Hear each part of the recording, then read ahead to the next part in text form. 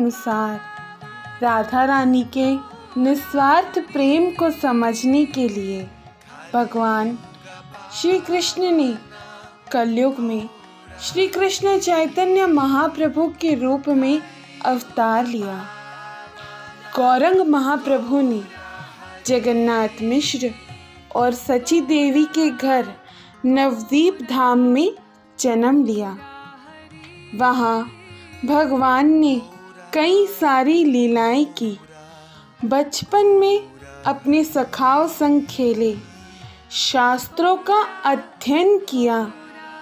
उनके युवा हो जाने पर उनकी माता सची देवी ने उनका विवाह लक्ष्मी प्रिया के साथ करवाया, किंतु विवाह के कुछ समय बाद लक्ष्मी प्रिया की मृत्यु सांप के डसने से हो गई। अब सची माता दोबारा चाहती है कि वह अपने पुत्र निमाई का विवाह करवाए। तब काशीनाथ तुरंत सनातन पंडित के घर गए और कहा, सनातन पंडित, आपका भाग्य उदय हुआ है। सची देवी ने अपने पुत्र विश्वंभर के विवाह के लिए आपकी पुत्री को चुना है। सनातन पंडित यह सुनकर अत्यंत प्रसन्न हुए। सची देवी की इच्छा अनुसार विश्वंभर और विष्णुप्रिया का विवाह हो गया। सची माता को अपने बेटे कि संन्यास लेने की योजना के बारे में कुछ भी नहीं पता था। गौरांगा के असामान्य व्यवहार के कारण उनके दिल में घबराहट महसूस हुई। तुम मेरे इकलौते पुत्र हो, मेरे शरीर की एकमात्र आँख। अगर मैं तुम्हें खो दूंगी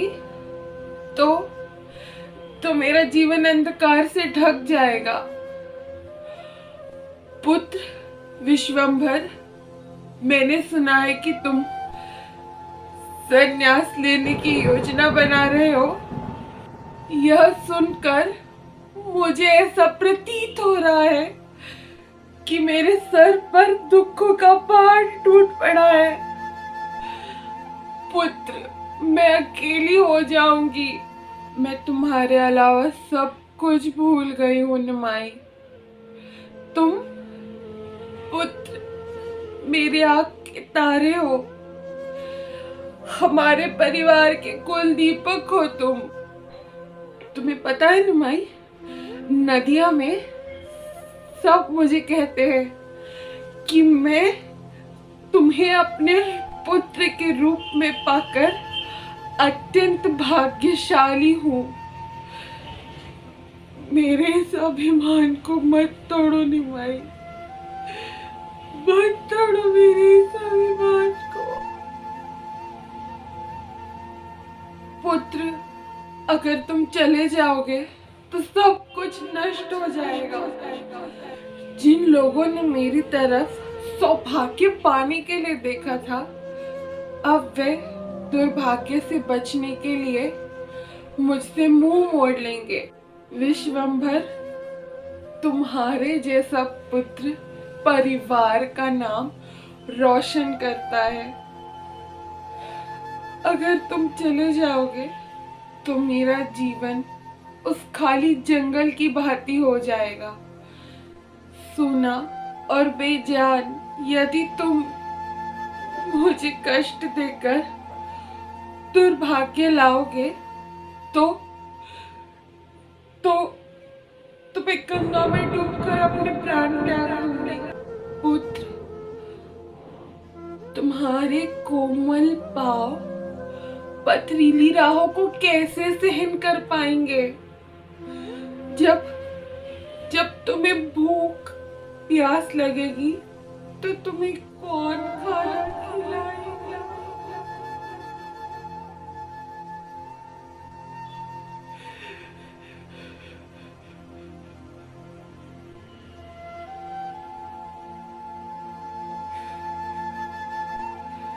सूर्य देव की चिलचिलाती किरणों से तुम्हारा मक्खन मक्खनी मुलायम शरीर पिघल जाएगा। तुम्हारी माँ होने के नाते मैं इन कष्टों को कैसे सहन कर पाऊंगी, कैसे सहन कर पाऊंगी निमाई। बेटा निमाई, मेरी शरण छोड़ के तुम कहाँ जाओगे पुत्र? तुम्हारा संन्यास लेना और विदेश यात्रा करना मुझे मृत्यु की आग में झोंक रहा है। पुत्र, तुम सभी जीवों के प्रति दयालु हो, सिवाय मेरे, जिनके लिए तुम बिल्कुल भी करुणा नहीं दिखा रहे हो। मुझे समझ नहीं आ रहा कि नियति बार बार मेरे साथ ऐसा व्यवहार क्यों करती है। मेरे पुत्र, तुम्हारा रूप गुण तीनों लोकों में विख्यात है। तुम्हारे केश और वस्त्रों की सुंदरता से सभी महिलाएं मंत्रमुग्ध हो जाती है। तुम्हारे लंबे सुंदर केशों को कंधे तक बिखरते हुए देख, उनमें मालती के फूलों की सज्जा देखकर मेरा हृदय अत्यंत संतुष्ट होता है।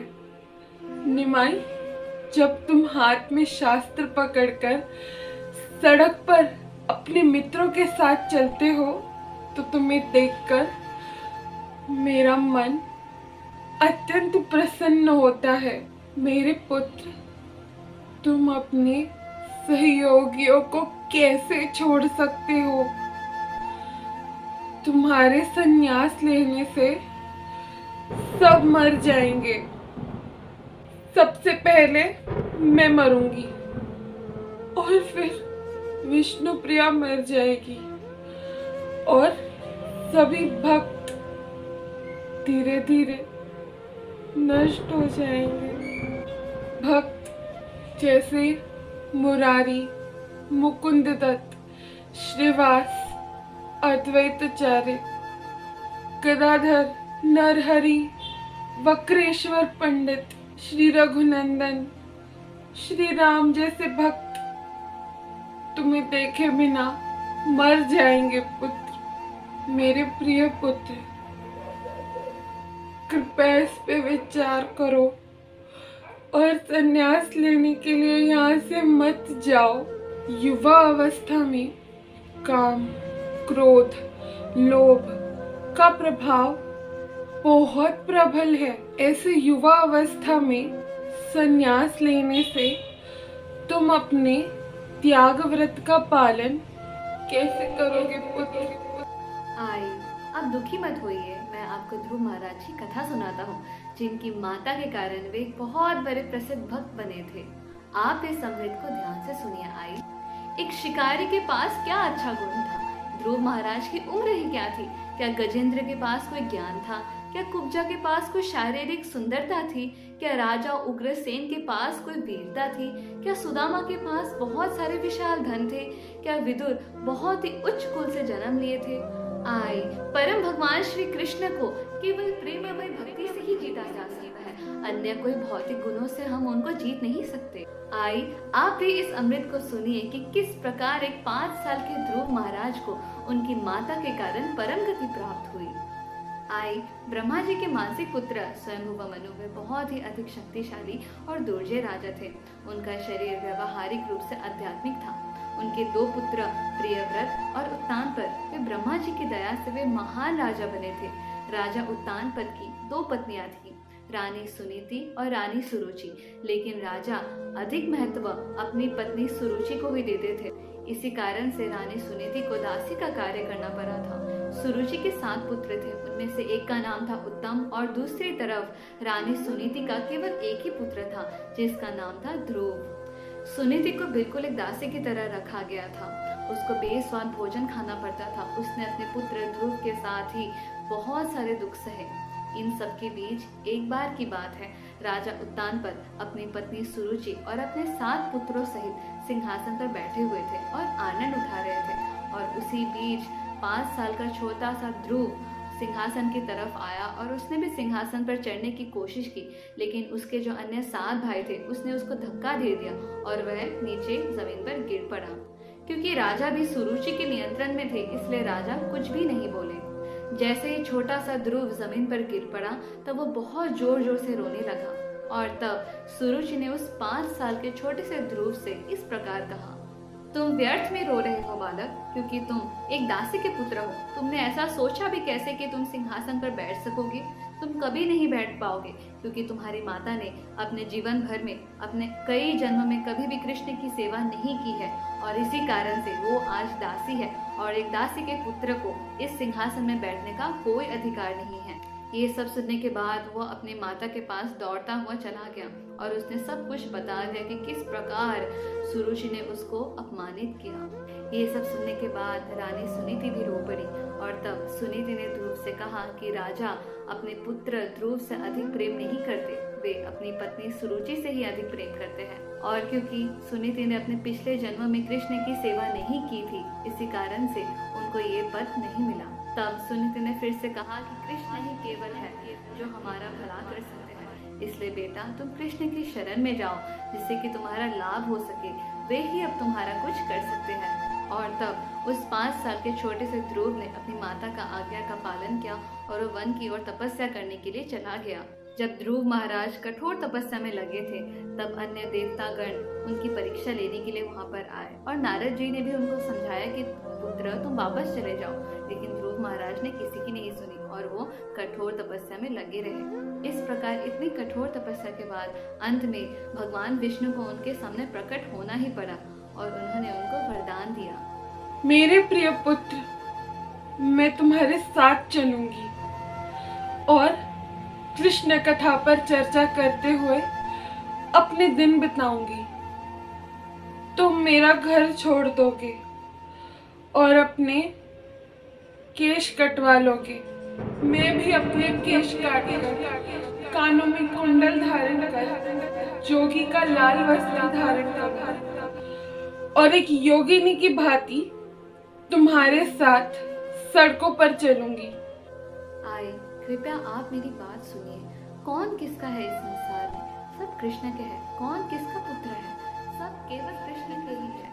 इसलिए आए मैं आपसे विनती करता हूँ कि आप भी कृष्ण की शरण में जाइए और मेरे प्रति जो आपका ये प्रेम है उसको त्याग दीजिए। आप केवल कृष्ण की शरण में ही जाइए, क्योंकि कृष्ण ही सबके माता पिता सब कुछ है। वास्तव में कृष्ण के अलावा हमारा कोई नहीं। आए ये मनुष्य शरीर बहुत ही दुर्लभ है और ये बहुत महत्वपूर्ण है। इसके द्वारा ही हम कृष्ण के शरण में जा सकते हैं। इसलिए कृपया आए आप मेरी बात सुनिए और केवल कृष्ण की शरण में ही जाइए। हमारा जीवन का लक्ष्य केवल कृष्ण प्रेम प्राप्त करना है। आए इसलिए आप केवल कृष्ण की शरण में ही जाइए और इसी कारण से मुझे भी संन्यास लेना ही पड़ेगा, जिससे कि मुझे भी कृष्ण प्रेम प्राप्त हो सके। जब मैं ये कृष्ण प्रेम प्राप्त कर लूंगा संन्यास ग्रहण करके, तब मैं इस कृष्ण प्रेम को पूरे संसार में फैलाऊंगा। लोग अपनी माताओं के लिए ऐसी वस्तु लाते हैं जो अस्थायी होते हैं, जो कुछ दिनों के बाद लुप्त हो जाएंगे, लेकिन मैं आपके लिए कृष्ण प्रेम लाऊंगा। इसलिए आए आप मुझे आज्ञा दीजिए कि मैं संन्यास लूं। मेरा पुत्र स्वयं कृष्ण है, भगवान। उन्हें तो कोई भी नियंत्रित नहीं कर सकता। हे पुत्र, तुम सर्वोच्च स्वतंत्र हो, पुरुषोत्तम हो तुम। ये मेरा सौभाग्य था कि तुम मेरी देखरेख में बड़े हुए। अब तुम अपनी इच्छा अनुसार संन्यास ले सकते हो, लेकिन मेरी एक विनती है कि मैं तुम जैसे पुत्र को क्यों खो रही हूँ। आए कृपया आप मेरी बात सुनिए, क्योंकि आपका मेरे प्रति प्रेम बहुत अधिक है और सच्चा है। इसलिए मैं आपको वचन देता हूँ कि आप जब भी चाहे आप मुझे कहीं भी देख सकते हैं।